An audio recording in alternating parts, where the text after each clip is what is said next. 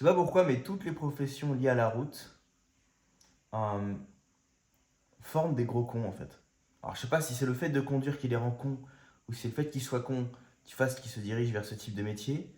Mais s'il y a un truc que j'ai remarqué, c'est que ce soit les chauffeurs de taxi, les livreurs ou les moniteurs d'auto-école, j'ai toujours eu affaire à des gros cons.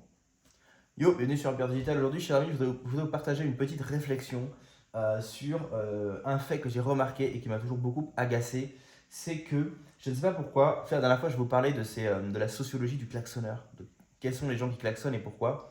Et aujourd'hui, je voudrais vous faire part d'une autre réflexion qui est que, à mon avis, le fait de conduire tout le temps, d'être tout le temps au volant, rend les gens cons. Souvent, vous savez, on a ce cliché du camionneur ou du chauffeur de taxi, tu sais, qui est en surpoids, qui est agressif, qui est pas très intelligent. Et moi, je pense que la plupart des clichés sont vrais, en fait. Enfin, ça dépend. Si les clichés, des fois, les clichés peuvent être créés par la télé, c'est des conneries. Mais les clichés qui viennent du peuple, en fait, souvent, il n'y a pas de fumée sans feu. Des fois, c'est con, mais des fois, c'est vrai. Et au début, moi, j'avais remarqué que pour les chauffeurs de taxi, je m'étais dit, putain, mais c'est pour ça que moi, d'ailleurs, quand les histoires de Uber, de Bolt sont arrivées, j'ai vraiment vu ça comme une bénédiction parce que je détestais les chauffeurs de taxi, toujours à essayer de prendre une route un peu plus longue pour te niquer, toujours à essayer d'arrondir le prix au-dessus pour te niquer. Et à Paris, c'est encore pire. Ici encore, les chauffeurs de taxi, tu vois, c'est genre, je sais pas, c'est 15 lei et demi, ils arrondissent à 16 lei. Bon, un lei, c'est 20 centimes d'euros. J'allais dire, tu t'en fous, même si c'est la psychologie qui est chiante.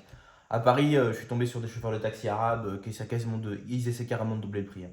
Mais bref, je suis très souvent, très très souvent tombé sur des chauffeurs de taxi qui essaient de me niquer, ou qui étaient désagréables, ou qui viennent pas jusqu'à chez moi, il faut que je marche, ou bien ils me lâchent pas exactement au bon endroit. Et, euh, et quand du coup vous avez ce système de notation avec des plateformes en ligne, donc Bolt, Uber, etc. sont arrivés, j'ai vraiment vu une bénédiction parce que déjà, bah, quand j'ai commencé à utiliser ces services, j'ai tout de suite remarqué une augmentation en termes de standing.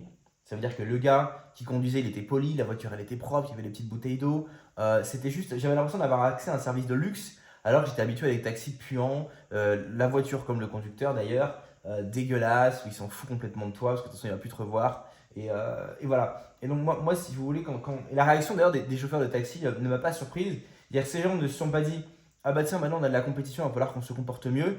Ils se sont dit, bah en fait, on va retourner les caisses des chauffeurs Uber, enfin des VTC, et on va les brûler quoi. Et c'est vraiment, ça colle vraiment au mindset en fait que je me faisais, enfin à l'image que je me faisais des chauffeurs de taxi. Dire gros con qui a pas envie de bosser, et s'il y a un mec qui vient et qui propose mieux, bah, au lieu de s'aligner sur la concurrence, il va tout casser quoi.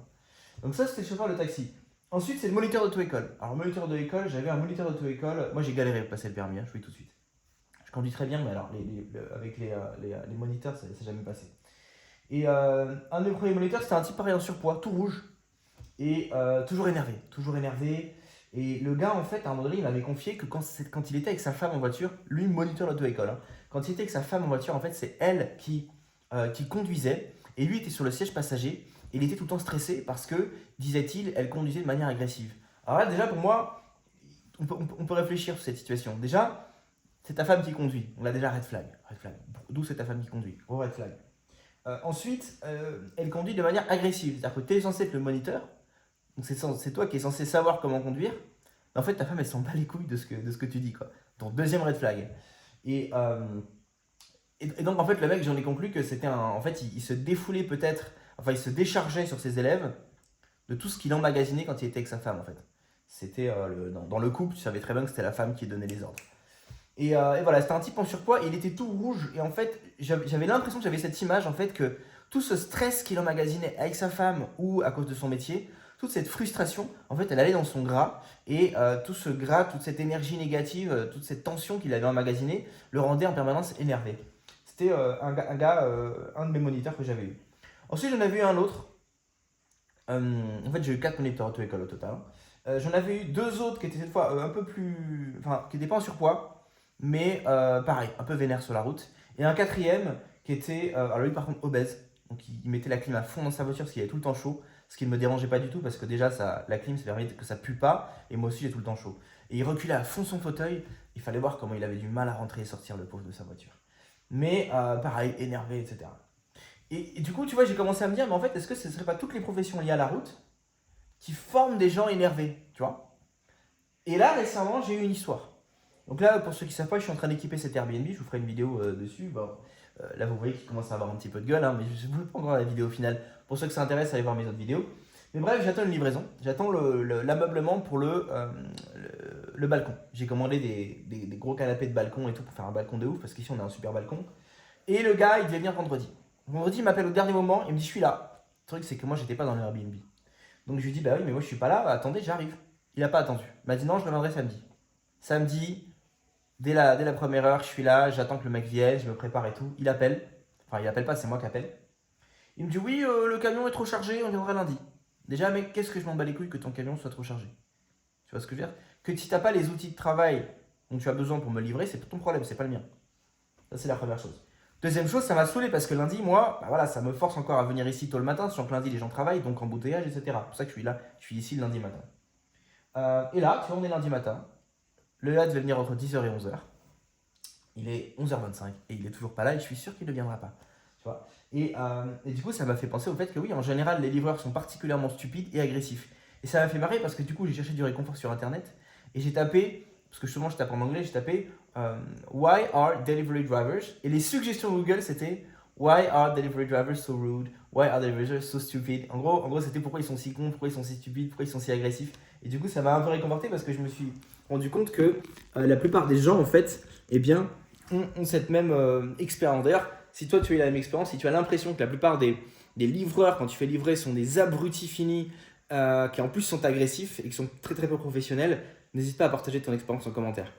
Donc voilà, et donc je me suis dit, bah voilà, bah en fait ça m'étonne pas qu'ils soient aussi cons les livreurs, parce que bah, c'est des drivers en fait. C'est les mecs qui sont derrière un volant tout le temps. Et d'où ma conclusion de cette vidéo, que tu as donc vu au début de cette vidéo, c'est que les professions liées à la route, souvent, alors l'exception c'est à la limite, ça peut être les commerciaux. Automatiquement, tu es un commercial, tu dois être sympa. Tu dois être, tu dois avoir un peu de charme et tout. Tu peux pas être commercial et être un gros con arrogant. C'est pas possible. Sinon, tu vas pas vendre. Donc ça peut être une exception, effectivement. Il y a toujours des exceptions où il y a des chauffeurs de taxi très polis, etc. Il y a toujours des exceptions.